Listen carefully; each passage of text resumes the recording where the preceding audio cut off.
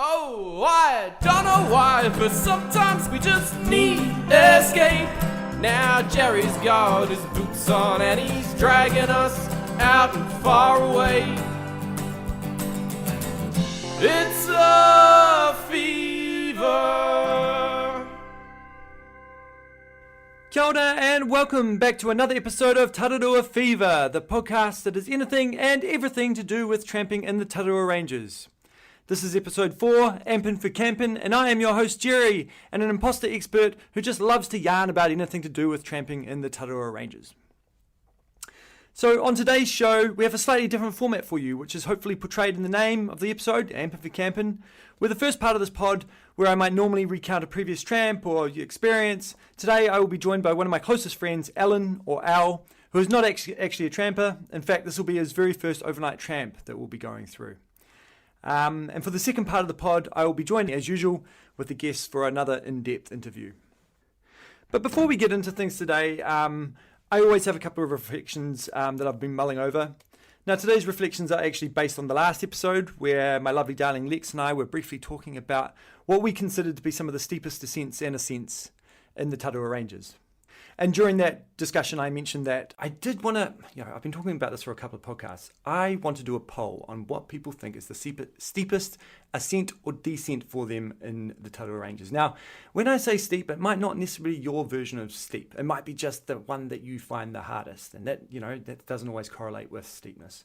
So I was thinking about putting a few options out there. I think a number of, for me, that I can rattle off the top of my head is Kapa Nui.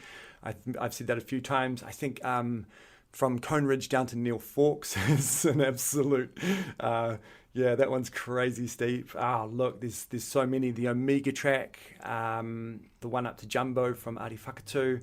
Goodness gracious, we can go on. We could be here all day. From Holdsworth down to Midwahine, that is super steep as well off Isabel. So please send me back your thoughts and feedback on that poll. I think a poll would actually put out the options for you guys, but I'm just keen to canvass it anyway, see what's out there. So I'll feed that back as I get replies through. It might not be the next episode, but maybe in a few's time.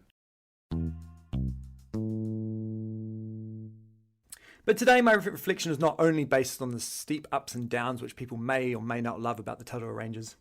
It's also to do with the different small sections, or bit large sections for some, that might have a bit of a bad reputation for themselves. So I take Marchand Ridge, for example, and over the years when talking to people, some will sometimes, pop up and say, how much of a slog it is going up Marchand Ridge, or how it can be quite boring with the same old scenescape, same old beech forest, or, whatever, for a long amount of time during the walk up to Marchand Ridge. Actually, to be honest, I think sometimes I hear the same sort of stuff about the trek to Waitawaiwai Hut, and I do think that can be quite a slog, as I've experienced in the past. But some of these things can also be to do with how well graded the track is. The Waitawaiwai one is quite undulating until you get up to the main plateau. But it also can be how much dead falls on the track and how much you have to sort of clamber up or over or around things. So my reflection today is actually nested in our mindset and when we approach things that we may not love always. And I believe that mindset is a large part of tramping. So when going up Marchand Ridge or down it, I always try to approach things with a positive attitude. It's, Marchand Ridge is a fundamental section of doing the Southern Crossing, or just to get up to the tops beyond Alpha, or to Bull Mound if you like. And once you get that high, you can basically look right out over the Hutt Valley and beyond into Wellington. And if you're looking from Wellington back to the Tararua Ranges, you can actually see it from there as well. You can sort of see that lovely silhouette of the Southern Crossing. And sort of that Hell's Gate, top of Marchand Ridge area, which is beautiful. I love those views. I really am addicted to them. So when Lex and I first did Marchand Ridge together, I gave us a sort of spiel around, the mindset and going up Marchand Ridge with the bad reputation that it has. And we had a great time. So, I think it's really important to keep our expectations in check about these sorts of things and really enjoy the slog it can be. My challenge is to those of you who might have a nemesis out of a track out there. The next time you're doing it, see if you can flip the mindset round and embrace the slog, whatever's hard about it. you might just find you have a blast. Okay, well now let's get down to brass tacks. It's time to get into the first part of our show. Now for a little bit of background about this, Al and I lived together for about 3 years in Island Bay, Buckley Road. We have a fantastically strong friendship, mostly because we love football and we're completely addicted to it. But we also have lots of other common interests. And just in general, we love hanging out with each other.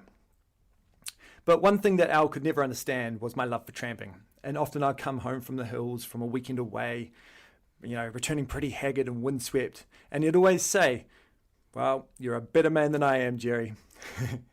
Well, for today's show, this is his chance to be great. So we're going into the Tararua Ranges for an overnight trip. And not just an overnight trip, I thought we'd do the real authentic experience and camp out in my wee two-person tent, which is a MSR Hubba Hubba. I love my tent. Really looking forward to this. So the aim of this trip is not to scare them off and not to do anything crazy, but it's just a nice, easy in and out. But if you listen to episode 2, there are no easy trips, right? So let's just see how we go, and who knows, maybe by the end of this pod we could be calling it Tramping with the Converted or whatnot. So now this portion of the pod is going to be done in segments. In a second we'll cut into Al and myself so we can do a bit of a pre-tramp briefing where I'll discuss the route, what we're bringing, and generally how we're feeling about the trip. And I also want to test this idea of a different route to come out on the Sunday with Al, but it does involve a rather large, difficult trek up the Omega track. So let's just see how Al feels about that. He doesn't actually know where that is or what it is, but if anyone's done the Omega track before, you might realize that it's about 2 hours of really, really steep down and about 3 hours of incredibly steep upwards. So let's just see how Al feels about that. I'm not optimistic, but I might be able to convince him. So I'll cut straight to Al, and we'll catch you in a moment. Kia ora, Alan. Welcome to the show. Hello, Jerry. Hello. We're going on an exciting tramp this weekend. We are, tomorrow morning, yes. Yeah. How are you feeling? Well, traditionally, yes, I do like my creature comforts. I like a nice comfy chair. I've only been camping with very middle class people, like where we have our own like stretcher beds and fridges. Right. The other guy has a set of drawers and even some shelving. I've heard that's called glamping. I think it's beyond glamping. Yeah, we have a pizza oven. Oh wow! And that kind of thing. So it's going to be a very different experience in a two-man tent with you. So have I adjusted your expectations for this trip? Yes. When you dangled the dehydrated nachos in front of me as a sort of delight, that's very different to some homemade flatbreads. Right. Yes. Well, I did a little introduction a second ago. Yes. And I haven't actually mentioned where we're going yet. So right. No, I've trusted you. I put all my trust in you, Jerry. Well, let's sort of go through this because this is a bit of a pre-tramp brief. Right, got it. Tomorrow morning, I have suggested that we drive all the way out to Upper Hutt to the Kaitoki Road end. Right, Kaitoki Road. Now, when we say Kaitoki, I'm not talking about the Rivendell Kaitoki Park where you can go for a nice picnic. Right, no. There's actually just after that awesome little spot there. There's a little bridge, and we take a left at the bridge to a place called Kiwi Ranch, and there's just basically a little. You go down some farm roads. Mm-hmm. There's a little car park. You park up and you start walking. So it's nothing like the Kaitoki where they filmed Lord of the Rings. Right. Yeah. But yeah. Less entertaining. Less entertaining. Yeah. Less prestigious. From there, right. It's a bit of an uphill. I think you get to just below 500 meters before you get to a wee sort of saddle. A wee saddle. Explain a saddle to me, Jerry. You I mean, I know the other viewers over the podcast will be, experts on these things, but I have never heard of the word saddle other than on a horse. So yeah, right. Okay, so a saddle is often a little join between, say, between two ridges. Sometimes it's just like kind of what you can imagine a saddle might be. Right, it's you're between two ridges. Yeah, right? yeah. We're aiming for the saddle. Yeah, right? I probably explained that very poorly, but. Yeah, here we are. And so once we get over that, I'm just looking at the map here. It's Putter Saddle, I think it's called. Putter, right. And we wander down the Dobson Loop track, and we get down onto the Smiths Creek Shelter. Right. And from there, we're following the Taraneka River up to Tutawai Hut. Tutawai. Yep. Right. The very spot where my lovely darling and I met. Right, yes. Yeah. This will be hopefully less romantic. Yeah, well, I love my darling, but look, Tutawai has done it for me in the past, so Well, you never know. we never know. And we will be in my little wee two-man tent, It so will be close it quarters. could be quite intimate, yeah. Right. For that authentic tramping experience, Yeah. Now, the flats down by Tutawai Hut are quite sparse, you know, there's a lot of room, so I sort of thought that we could go into the hut. If it's terrible weather, we can use the hut. I've got some hut tickets there. Right. But I thought what might be quite cool is to just find a wee campsite by ourselves. I will have a look if there's a fire ban, but if not, we could light a fire, even cook over that. Yeah. Right. I was also in my introduction saying that I wanted to run a wee option by you for the way out. We've got options, right? Yeah.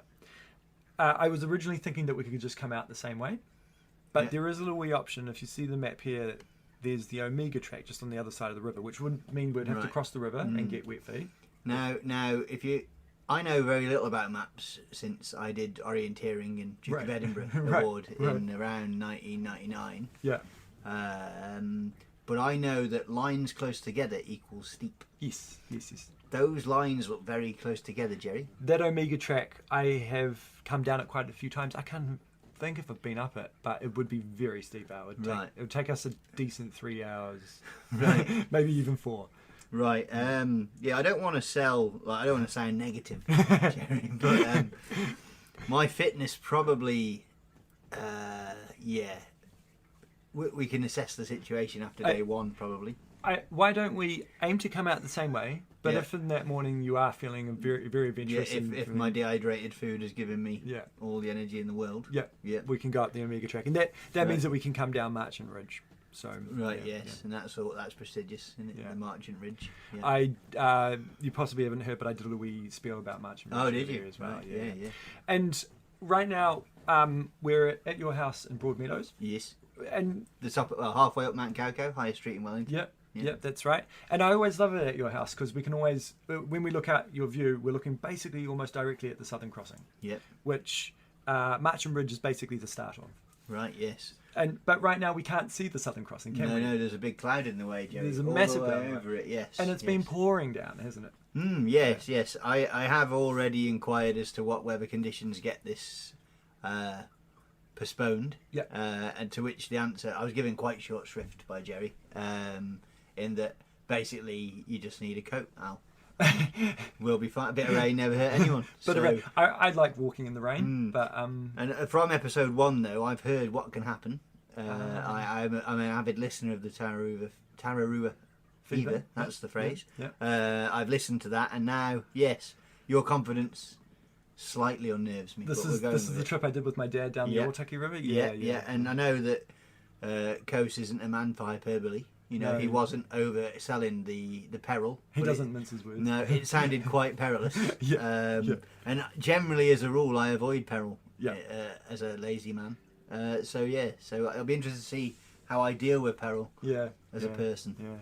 Well, look, hopefully this puts you at ease a little bit. The track that, the lack of track that my dad and I went down the Otaki River, and that made it that we're just directly walking the river. This has a track going up the Taraneka River, so it's going to be fine then. We should be fine. There's even a bridge at the Smiths Creek shelter, so we have the option of not getting our feet wet the whole trip. Right. Yeah. That'll be my usual weekend. I don't want to put us in a perilous position for your first tramp. Thanks very much, Jerry. Yeah. That's appreciated. Great. Well, I also thought, just quickly, we could also sort of just discuss a little bit of the gear that we've got. Yes. Yeah. Yes. Yes. I got the official gear list last week, and I have achieved some of it. Yes.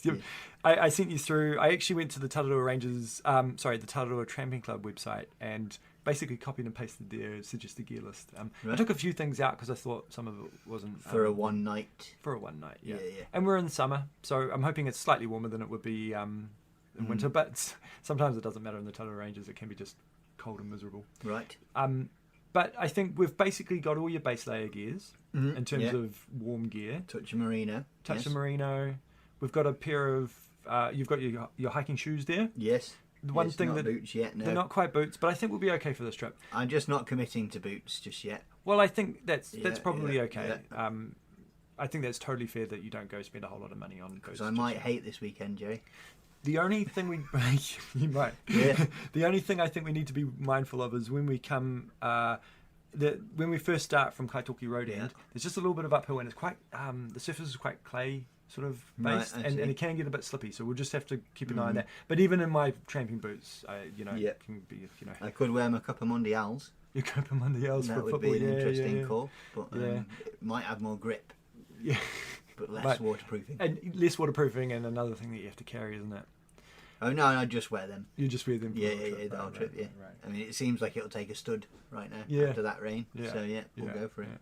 yeah. We've got a nice raincoat for you. Yes. I don't know where it came from, but I did purchase it at some point. I think maybe as an emergency purchase on a weekend away. Okay. Um, And a very nice Mac pack. yeah. Yeah. Yeah, that's never been used also. Okay. So here we are. Look, I think we've got overall enough equipment to get us through a one night trip.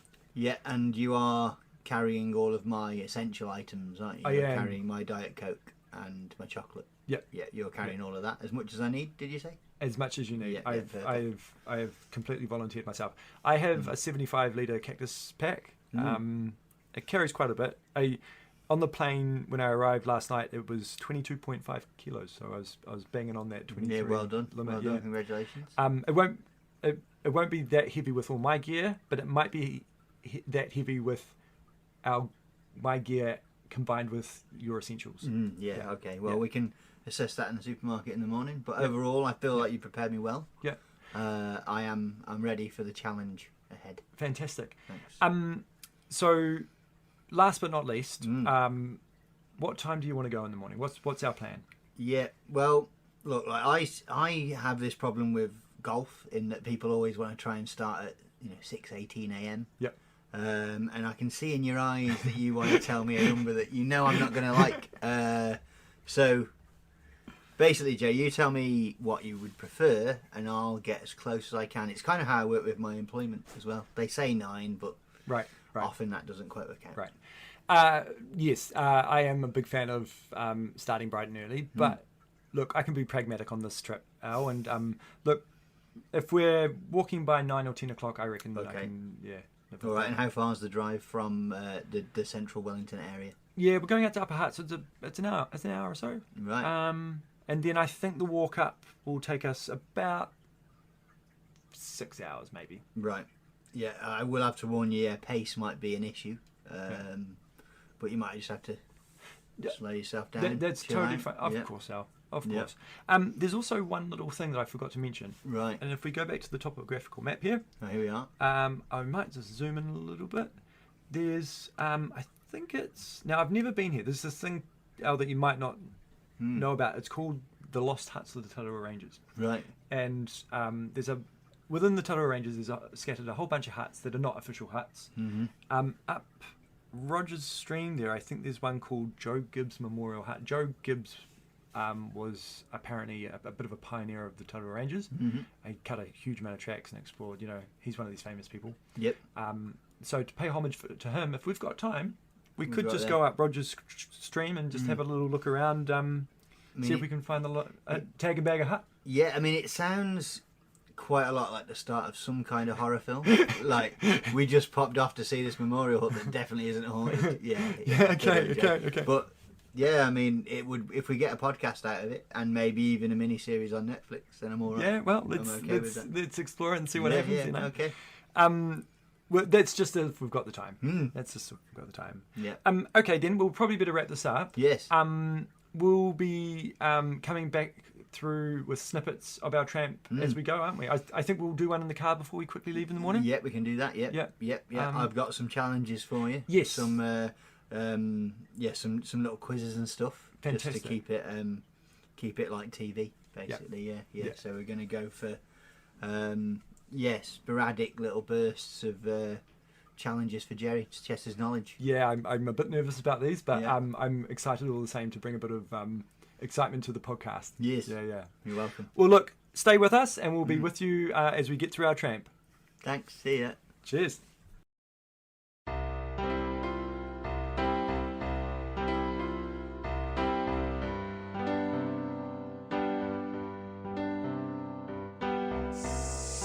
Hello and welcome back to Tararua Fever. This is Alan. Jerry is tying his boots in the back of the car. It's a nice lovely morning. We're here definitely nice and early. We definitely didn't really sluggishly get up and make our way to the upper hut. We're at the Kaitoki Road. The Kiwi Ranch Road, next to the YMCA, and we're about to set off. How are you feeling, Jerry? Pretty good, pretty excited. It's a packed car park. Yes, it's going to be a busy day. Everyone's heard that the Fever are on this afternoon in the area, so they've all obviously episode 1 and 2 have built up the excitement. Now they've gone, this is going to be good. We better get a site next to these lads. So the nerves are there. I'm a bit wary about my ability to walk for 5 hours in one go, but we'll address that problem as it comes. Yeah, we'll be right. Yeah. Anything else you want to add? I think it'll be really beautiful walking up the river today. Oh, lovely. Looking forward to it. Lovely. Okay, well, we'll check in somewhere on the track. Take it easy, Fever fans. Well, here we are. Oh, this is our first stop, our first break of the day. Yeah. It's... We're 3 hours in? No, nearly 3 hours in. Yeah. 2 hours 40. It's 1:55. 2 hours 40. Yep. And how are you feeling? Yeah, I'm starting to feel it a little bit now. In the toe region, we've had some foot maintenance issues, but now we've got a plaster on there. Mm-hmm. My choice of socks has slightly been exposed as a mistake. Got a slight slabbing pain in my arse, just in my bum cheek. But hopefully that'll ease off after a little rest. But overall, yes, having a lovely time, enjoying the nature. I twisted my ankle too. Yeah, that was one of the highlights. Jerry's right ankle. Right ankle. I normally do all right, but I'm not exempt. There's a bee in my face. Yep. It's all happening. And we're just basically on the flats before the bridge to go across the Tararua River. Right, lovely. Yes, and this is where we are having some a nut bar or two. Yep, we're just having something to eat and a wrap. And have it a wee. Yeah, not much else to report so far. Yeah. I don't think there's been any major incidents. We're on a pretty nice setting. Yes, it is. It's very pleasant. We've seen 3 souls. 3 people, yeah. 3 souls so far. Yeah. That's all. Overall, yes, a lovely time. Thank you. Well, okay. So we'll probably come back maybe later on when we get to Tutuai Hut. Maybe, camping on the flats, Chicken maybe in the evening. Yes, unless there's been anything dramatic to report on. You know the fans are waiting eagerly. Coming to you, not live, but from the Tarurua Range. It's like you can imagine you're here. Yes. Like with us. Yeah. Okay. Talk soon.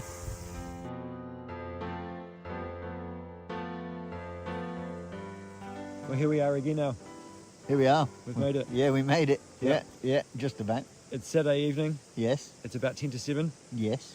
And we've got a really nice camp spot. Yes, we've rehydrated our beans, which was nice. That was nice and dinner was good. Hydrated. It was using Jerry's latest toy, his dehydrator. Yeah, I got a dehydrator for Christmas. Yes. Every tramper's #1 gift from now on, I hear. I don't have to buy the backcountry hut ones that I never bought anyway. No. All right. Well done. Yeah. Well cooked. Thanks, chef. No problems. Do we want to recap today's? Yes, we can be. And yes, so we started off from the car park. Yep. And headed uphill for quite a long time in my mind. Yeah. Some of that was the least gnarly part of the day, I reckon. Like that, if I'd have done that for another 4 hours, I'd have been comfortable. Coming up. Yeah. That first bit was pretty straightforward to start with.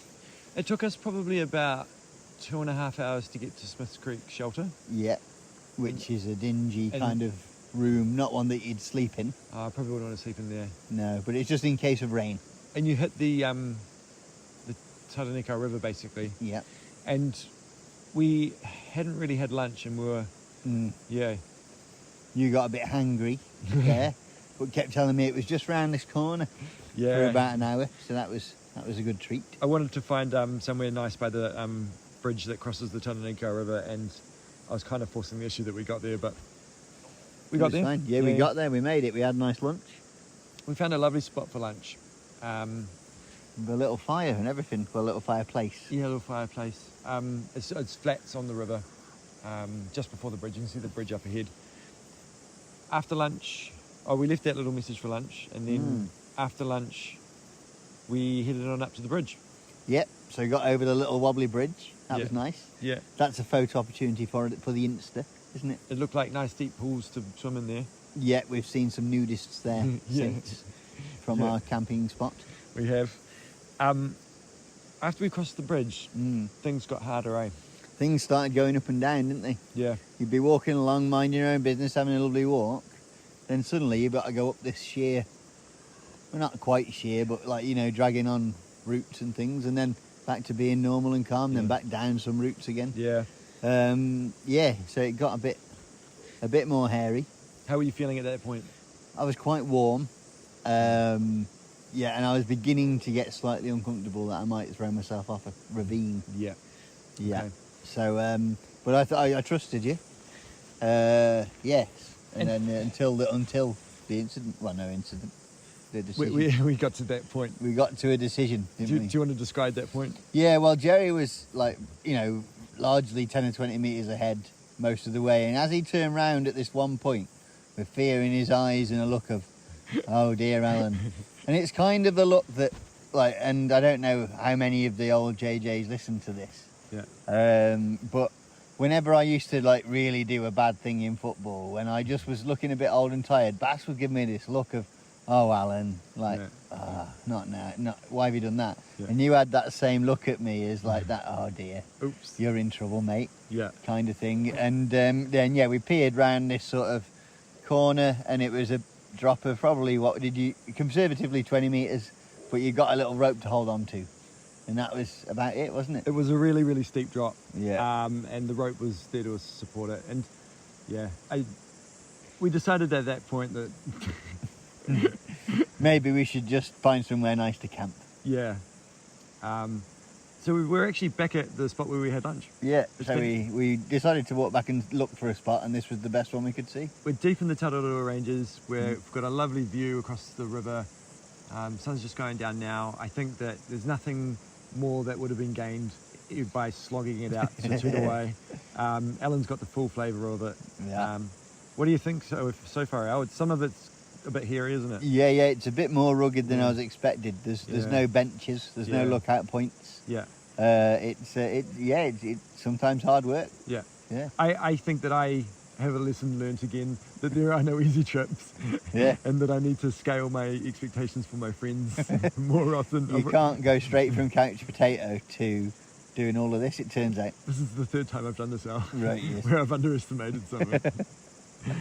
But yeah, so but I'm having a lovely time with you. Yeah.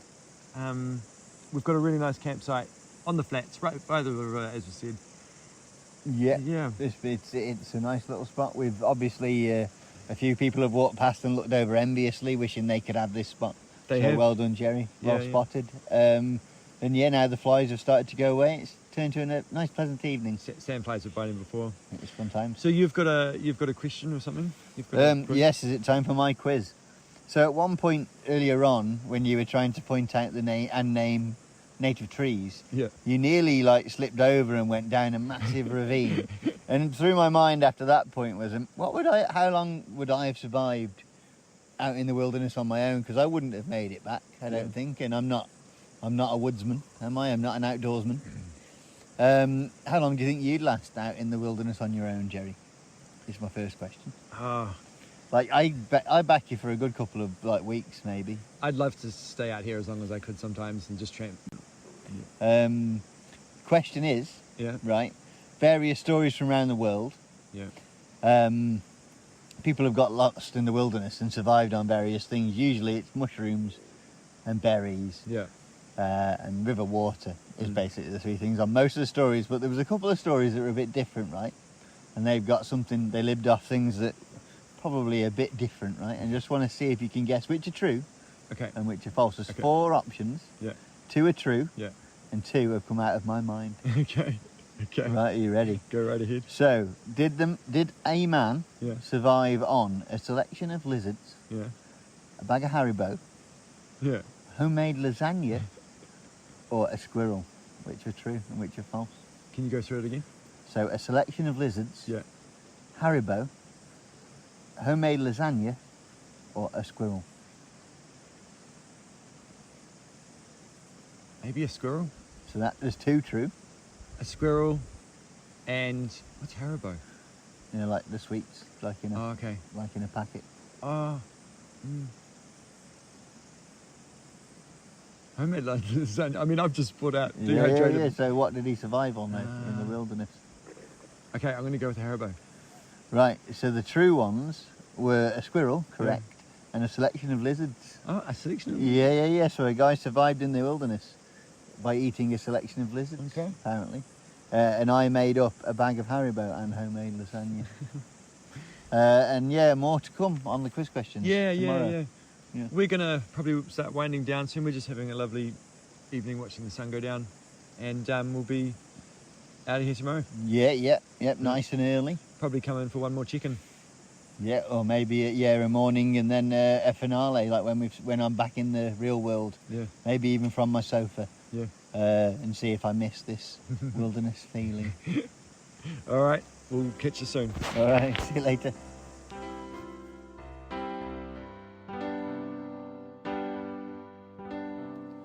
All right, Al, here we are, Sunday. Sunday, yeah. We've actually just finished. Yeah, the sort of walk down into civilization, seeing the car in the car park. Good feeling, that. Yeah. It was a bit of a wayward night, bit nippy. Was a bit cold. Bit nippy, I hadn't quite prepared properly for that, so bit nippy. And then, of course, we had a lovely little run in. A possum. Yeah, a lovely little possum came and visited in the night. Yeah. Had a bit of a growl outside, so that did keep us awake a little bit. So, Jerry's been great for keeping up morale on the trip.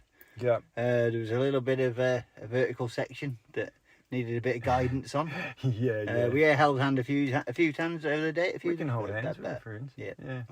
My voice has even gone. I've gone so floppy now. I've reached the car. But we're feeling pretty knackered. Yeah. It was some hard yakka, as you'd say, in the back country. Yeah. Well, should we get home, have a bit of a think, and then do one last recap? Reflections. Yeah. Give some more detail on where we went, why we went. Yeah. You can explain why we picked this one, all that kind of thing. Yeah. All right. Thank you, everyone. Cheers. See you soon.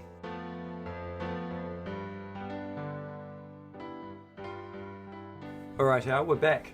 Yes, back in the place we were sat on Friday night.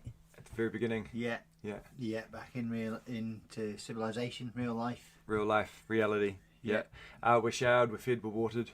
Feeling a bit better about ourselves. Yes. Bit heavy legged maybe. Yeah. Legs, thighs, definitely heavy. Yeah. But overall, yes, soul is lighter. Yeah. How did you find it all, mate? Yeah. It was a bit more hardcore than I was probably expecting in the later stages. But yeah, the early bit was very sort of familiar to what I normally do. Yeah. I guess on my normal sort of couch potato walks with girlfriend thing, them ones. And then it just progressively got a little bit more gnarly. And then this morning some of the clambering up and down was a good test for a man of myself. Yeah. That was fun. Before we get too far, should we talk about what happened last night? Oh yes. So go ahead. Yeah. I woke up about 12:30. I drifted off. I think there was some snoring on my part. Yeah. Jerry was having a read, and then suddenly he was snoring. Yeah. It was quite nice. About 9 p.m. something like that. 9:30. I woke up at about 12:30 to the snap of a branch outside, and I think it was a really big possum. Yes, it was doing a good growling. Good growling, wasn't it? There was some sounds coming from outside last night. Yeah. Which can be unnerving. In the dark, the real dark. But we were okay, Yeah. We survived. You think you heard it pretty close to your... Yeah, it came wandering past, I'm pretty sure, and that can be unnerving when you're not expecting it, I guess. Yeah. But no, overall it was relatively peaceful, wasn't it? Yeah, lovely. We found a nice quiet spot, no one else around. Yeah. Apart from the possum and a bit of a nip in the air. Yeah, it got a bit colder last night. Everything was wet this morning. But yeah, and so there was no real rush this morning, was there? No, we had a nice casual pack of the bag. Yeah. brushed your teeth collected some river water. That's a new thing for me. So just been drinking river water all day. Yeah, so we'll see how that goes. Freshest water you might ever drink, Al. Maybe, yeah. And then we were on our way. So how did you find the trek out? The trek out? Yeah, the tramp out. Obviously, once we'd gone over that bridge, things immediately got very vertical. Yeah, we didn't bypass the slip this time. We went over it. Oh, we did bypass it. Yes, that was quite vertical, wasn't it, for quite some time, and then quite vertical again downwards. Yeah. Which I wasn't quite ready for, but it was a good experience. It was a bit rock climbing-y. Yeah. I sort of said to you that that's possibly about the same steepness of, say, the Omega track. Right. Pretty much all the way out. Yeah. Sounds like something I wouldn't excel at right now. Yeah. But no, after that first little bit, everything was under control, and it was it's quite a long slog uphill for quite a while. It's tiring getting up to that saddle again, isn't it? Yeah. But once we hit the saddle, the relief was palpable. Yeah. Yes. And going down, you're okay on your legs? Yeah, that was way easier. Yes, I enjoyed the last section more than any other section. Yeah. Anyway, yes. So, a pretty good trip overall. Yeah. Next week, when you're at your desk at work and you feel the sudden urge to have a really heavy pack on and walk up a big hill. Yes. That's possibly the fever starting to kick yes, in. yes, I see. Yes. Yeah, well, I'll listen out for it in my inner voice. Yeah. And then as you never know, I might just come along with you next weekend. Well, imagine all the better. All the better. I doubt it at this point. Busy with things on. There's things on and that. Yeah. But you never know. Never know. We'll say maybe. Well, thanks very much for coming on the trip, Al. Yeah, thanks for taking me along. It was if anyone ever wants to be gently edged into, hardcore tramping, Jerry is a very gentle man. Oh, thank you very much. There you go. Yes, so he wouldn't get impatient with me for being slow and that, so it was very nice. Thank you very much. No pressure. Yes. All right. Thanks very much. Well, what did you think of it, Jerry? Yeah, I haven't asked you, have I? Oh, I thought it was awesome to have you experience pretty much the baseline of the Tarurua Ranges and how tough that and rugged that can be for the very first time.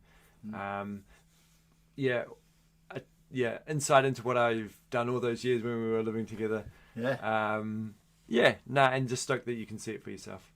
Yeah. It's mad that you were doing that stuff when you were 6. That's my opinion. When my dad took me around the southern saddle in the Rongorongo Valley. Yeah, that is insane to think you've been doing it that long. Yeah. But you can tell. You know what you're doing. You're a natural woodsman. Thanks, Al. It was really fun to have you along. You're welcome. All right. Thanks very much.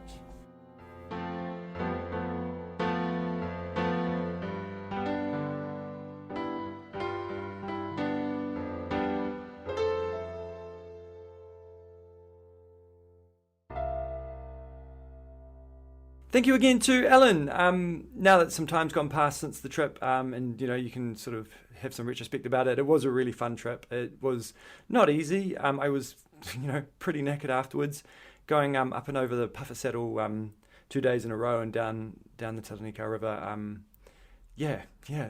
Maybe I take for granted sometimes how that baseline of the Tararua Ranges can be quite difficult. And for full credit, that big drop off when we got to it with Al, it was super steep. It was about 20 or 30 meters with a rope going down it. So we had a great time. We adapted our plans, and I think that was the main thing for a successful tramp. So well done again to Al.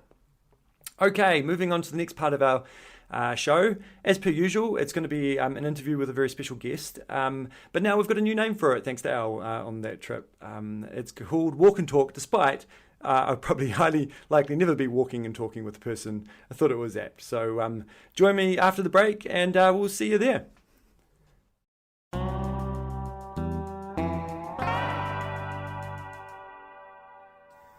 Okay, welcome back. And for this segment of Walk and Talk, I'd like to introduce the guest of my show, Franz. Ngā mihi kia koutou. Welcome to the show. Thanks, Jerry. Great to be here. Franz, you are a long-standing tramper of the Tararua Ranges and a member of the Tararua Tramping Club. Correct. Yes. Yeah. How long have you been Well, how long have you been with both? Well, I've been with the TDC many years. I'm guessing 30 years or so, something like that, since I was a young adult many years ago. But I started tramping a little bit before that at school. I went to St. Pat's in Wellington, and there was one of the teachers there, Mr. Alan Colston, if he's out there somewhere. He took some of us tramping, which was very good of him, and that was my first tramping. But before that, I got into the bush mainly through my dad, who's a hunter. And he used to take us, go hunting on the Remutakas and Haurangis quite a bit, and take us along as kids and family camping trips. So that's really how I got into the bush. But then just sort of gravitated towards tramping rather than hunting myself, yeah. And was it the Tararua ranges that you were mostly going into at the time, or? That was more with Dad. It was occasionally the Taruruas. I remember going into Mitre Flats when I was about 10 with Dad and one of his mates, but otherwise it was mostly the Remutakas and the Haurangis, yeah. Nice. I too am a St. Pat's boy. Oh, really? And Oh. it was, I'd been into the Tararua ranges quite a bit before then, but it was Miss Milne that took us, Right. took us in there. Yeah. They've got a campsite at is it Woodend? Woodside, Woodside, yeah. They do some probably on the true right of the Waihinau, Yeah. yeah. I think we went there once, but I don't think that there was anything there yet. I don't know if it was even a shed. I think we walked in past it once on a trip, when I was in the fourth form, yeah. Right. Yeah. Yes, it was Mount Climby that we did. No, not Mount Climby. Rocky's Knob. that we Rocky did. Knob Yeah, and then yeah. up to Reeves, yeah. Yeah. Mm. Oh, very good. And so, and from there you got into the Tararua Tramping Club? Yes, yeah. When I was, I think, in the sixth form, I started doing some trips with the Tararuas. And initially in the Remutakas again, a couple of trips over Mount Matthews by various different routes, and then Tararuas later after that, and just carried on mainly in the Taruruas after that, and quite a lot in the Remutakas as well, because they're a bit handier sometimes, yeah. Yeah. But the Taruruas are bigger country and a bit more interesting in many ways. Yeah. Great network of tracks and huts in there. Mm. Have you seen trips that the Tararua Tramping Club would put on change quite a bit over the years? Would they go out for long periods of time and stuff like that, or and has that changed much? Yeah, definitely, absolutely. Back in the day, when I was young, and before that particularly, the club was very active with weekend trips and long trips. They would do like Christmas trips in the South Island. There would sometimes be 3 or 4 decent transalpine trips going each summer. Some years back in the 50s and 60s, they were really out there doing it, and that's sort of lessened over the years. And I don't mean to say they don't do longer trips. They certainly do. Of course. Like South Island ones, and multi-day and going for a week here and Yeah. there. There's definitely some fairly active people doing that kind of thing. Yeah, and for weekend trips in the Tararuas, there'd usually be 2 or 3 trips every weekend.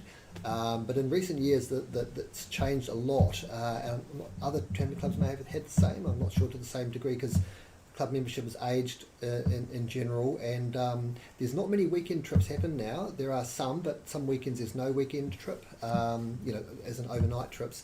But the club is the most active part by far is weekday day trips, which the TTC does on Wednesdays, and there was often 3 or 4 separate trips going, and you can get up to 20 people on some of them. Incredible. So that's very most active part of the club by far these days. Yeah. Do they go everywhere in that regard? They go, Tararuas, Remutakas, anywhere you can get in a day, you've got to drive there and back. So, Yeah. That's some of the challenges sometimes of going to the Tararua Ranges is I want to get right in there and over a brief amount of time, and it's not always easy.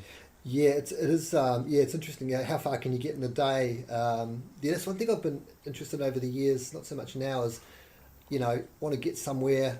Maybe only got a day. Just sometimes going with friends or even just by myself, whatever. And how far can you get? And I'd like to get to this, but you need a weekend really. But could you do it in a day if you did this and did that? And you've got some interesting places in a day. Yeah. It's quite cool. Yeah.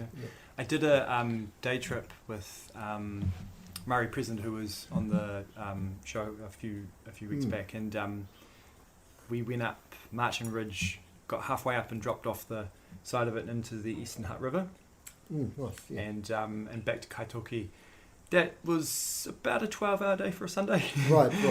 Yeah. Quite a decent trip. Yeah. There were a few knackered people by the end of that. But I completely understand what you're saying with how the tramping clubs have evolved over the years with a bit of aging membership and stuff like that. That's sort of the same feeling that I got from Murray. and he Right. was explaining it to me as well. Mm. Yeah. In that regard, we were talking last night on the phone, and you did mention there's a bit of a youth drive. Yeah, there is in the club. There is a youth group. There's run by sort of 2 or 3 of the club members. I think one of them is a teacher at one of the high schools, and I think has kids that are interested from that school, and they do sort of some trips through the year, and that's been going for a number of years. There's 2 or 3 of the people that run that, so that's really good to see. And some of them sort of join the actual club, but some of them just stay part of that youth group and then move on to other things. Yeah, so, yeah. It's good to. I think, in my view, I've been grateful growing up with my parents being very affiliated with the tramping club, and either had that access to the skills and the knowledge to learn, or just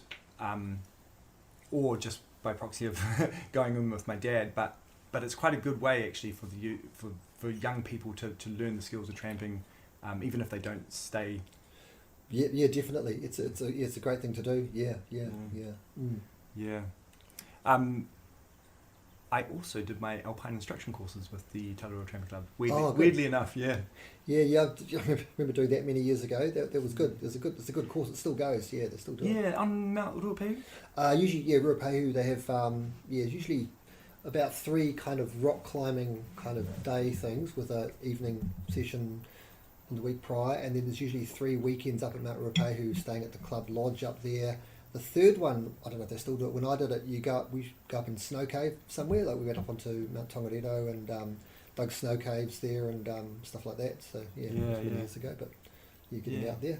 No, thanks. This is all really informative, and I think that as a part of these first episodes of Tarurua Fever, it's really good to get a bit of a canvas across all the different clubs and what they do, what they're up to, what they provide for their membership. So thank you for that. If you were to lead a trip tomorrow, what would your favourite trip be? You mean ones I've done already, or another one I'd like to do? Whatever you like. Whatever you like. Well, one of the cool ones that I remember doing was actually me and a friend of mine, Paul McCready, who we're both in the Tramping Club. We just did the trip by ourselves. It wasn't an official club trip. Exploring sort of streams in the central Taruruas. I wanted to get to Dorset Creek. And so we did this loop in from the Waingawa Road in the Pines and up the true right side of the Waingawa River and up to Pinnacle Saddle over Baldy and the Broken Axe Pinnacles to McGregor Biv. That was the first day. And then down McGregor Spur to the Wahine and up the... and that's right. And that's where the Dorset Creek comes out, and just turned up Dorset Creek and wandered right up there and up to Dorset Hut. And then...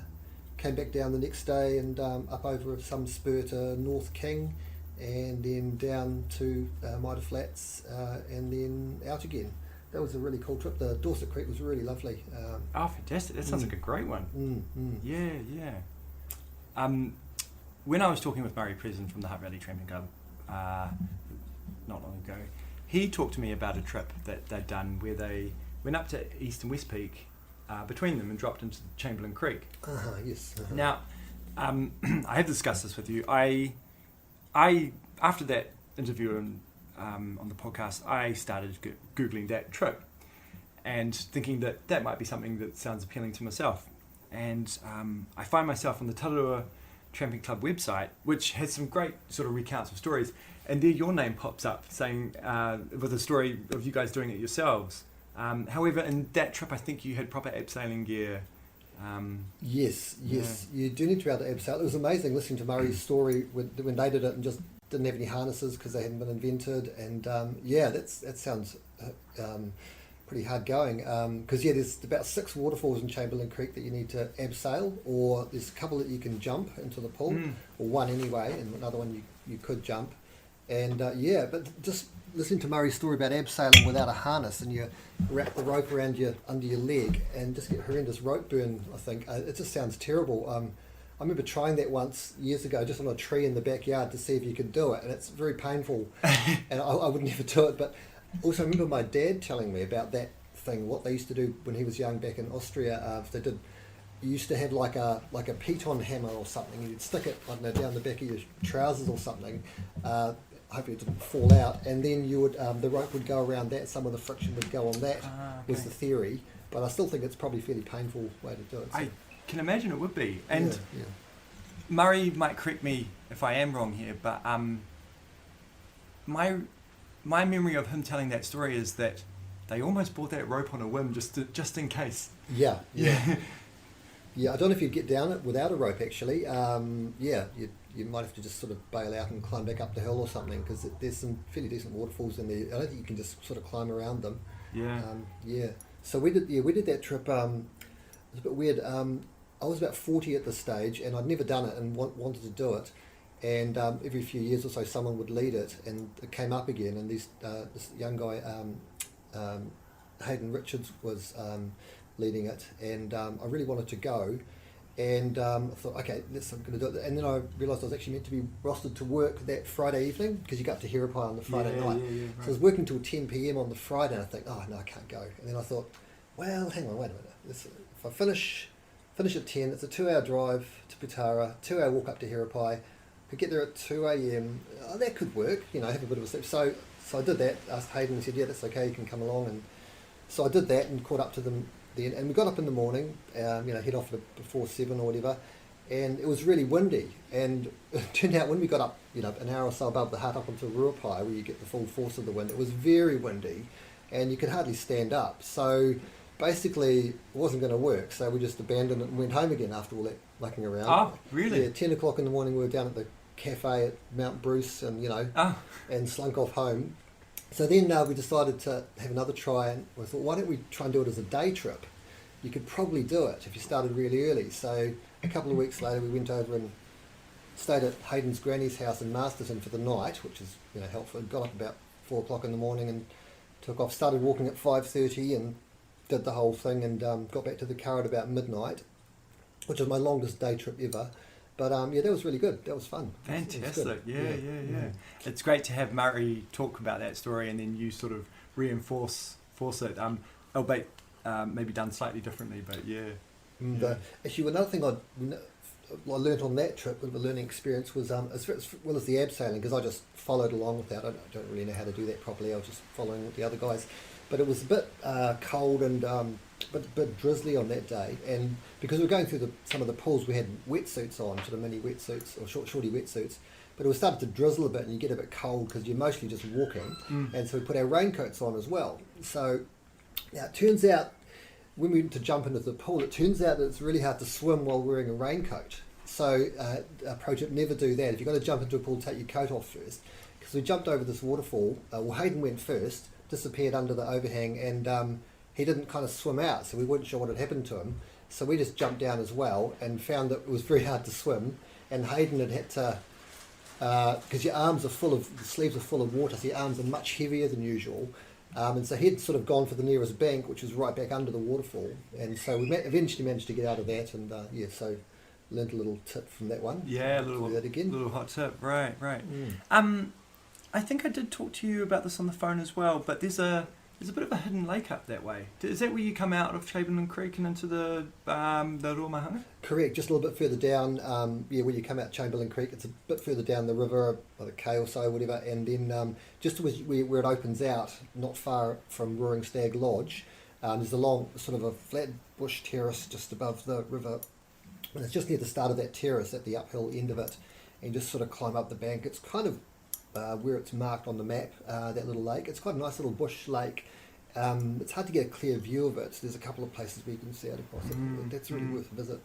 Yeah, I think I want to put that on my to-do list as well. I've got lots on my to-do list, Franz. I haven't been to every corner of the Tararua Ranges, and another one is the Dundas Ridge as well, just up there. Maybe if I don't drop into Chamberlain Creek first. Yeah. And tell me, have you been to most corners of the Tararua Ranges yourself now? Well, been to quite a few places, but there's always many more places that I haven't been to. Like I've been, the named peaks, and not quite all the huts. There's one or two I haven't been to. Quite a lot of the ridges, but not all of them. And I quite like doing stream trips, like just following random streams and seeing where they go and seeing what's around the next corner. And there are innumerable, creeks and spurs that I have not been to. So you could tramp for lifetimes in there without, and always go somewhere slightly different if you wanted to. Yeah. I think that's one of the joys that I get out of tramping in there is not all things are always the same when you go back in again, and it's hard to do the exact same trip twice every time.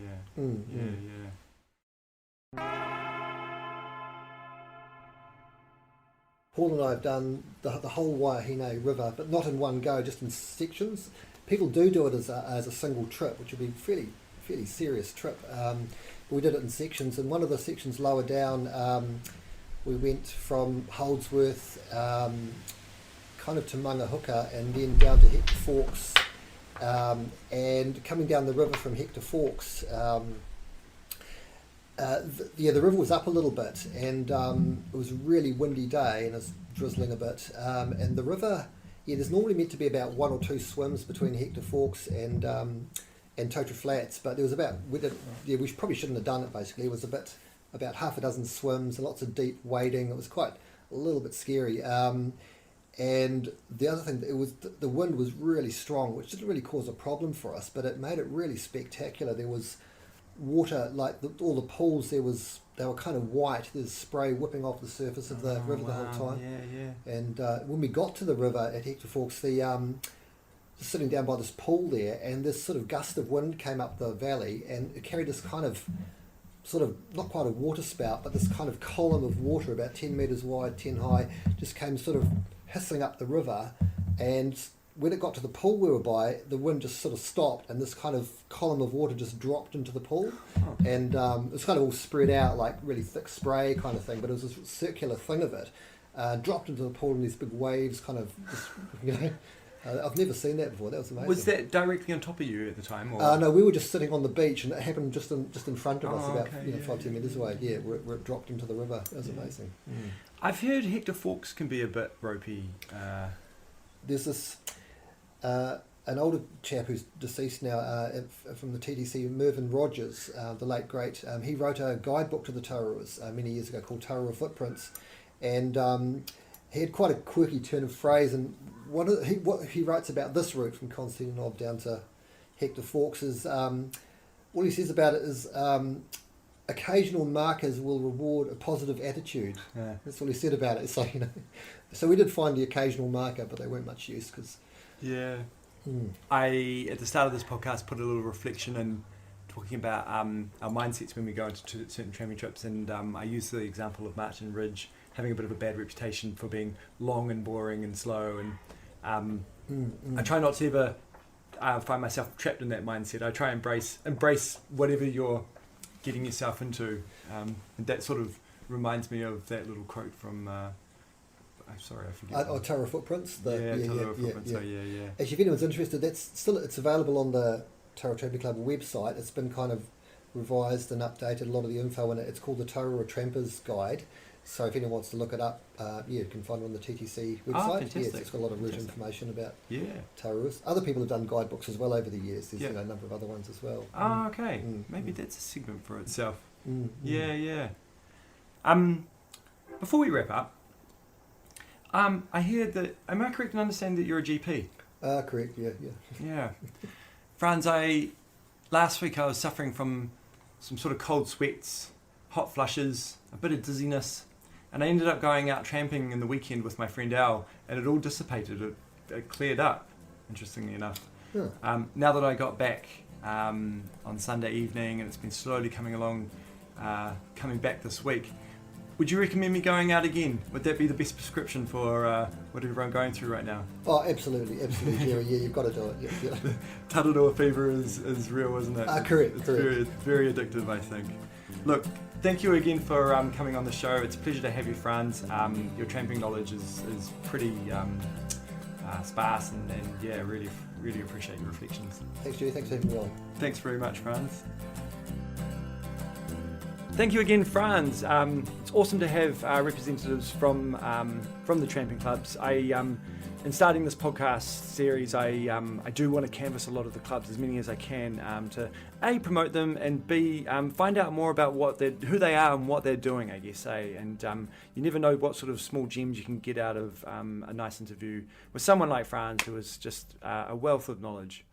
And in that regard, please do excuse any faux pas or mispronunciations from me in these episodes. I note that my mispronunciation of Te Reo Māori at the start when I said Ngā mihi kia koutou, it should have been Ngā mihi kia koe.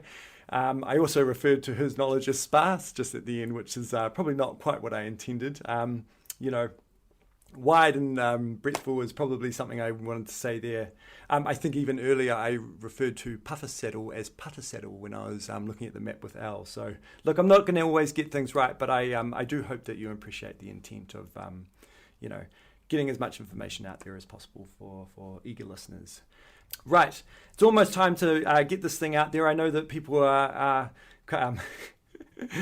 keen to listen. I have had some feedback. I got my first correspondence the other day, so a massive thank you to that person. I did send you an email back, and I did actually mention that you were my first email. So if you want to send more, please get in touch at tarurua.fever@gmail.com. Anyway, thank you for listening as always. Please send me back your thoughts and feedback on that poll. And if you are going out this weekend, please be safe. Check the forecast. Make sure you've got your trip intentions recorded with a safe person who's at home. And, my preference is always to bring a PLB as well. But yeah, until next time, I can't wait to see you then. Thanks very much for listening. Mate wa.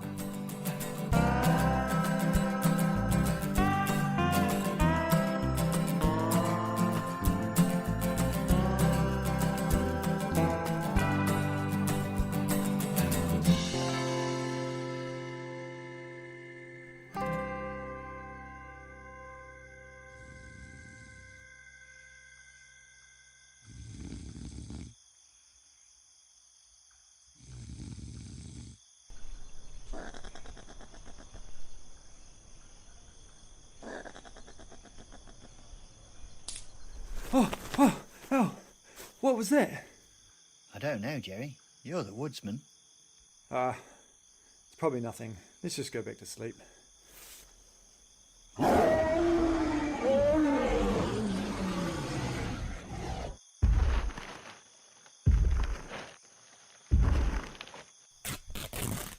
Ah!